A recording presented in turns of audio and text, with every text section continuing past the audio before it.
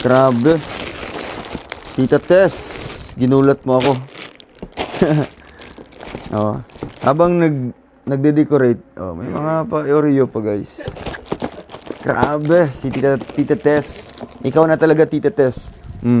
Gusto mo ng mga balloons, mga ribbons, mga iba't ibang kulay, mga gunting, cutter, pang blow ng balloons. Nandito yan sa isang box guys, ano? Kaya guys, more pabahays to come para magagamit pa natin to guys. Na po.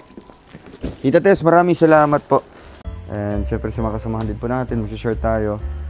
Thank you po. God bless Tita Tess. And thank you sa pag-support always sa advocacy ko, sa mga personal po na mga celebration, nagbibigay po kayo. And hanggang ngayon, hanggang sa ganito, no? Nakailang padala na po siya ng mga boxes, guys. At nakailang unbox na po tayo ng mga balikbayan boxes coming from her. Kaya maraming salamat po, Tita Tess. And God bless you.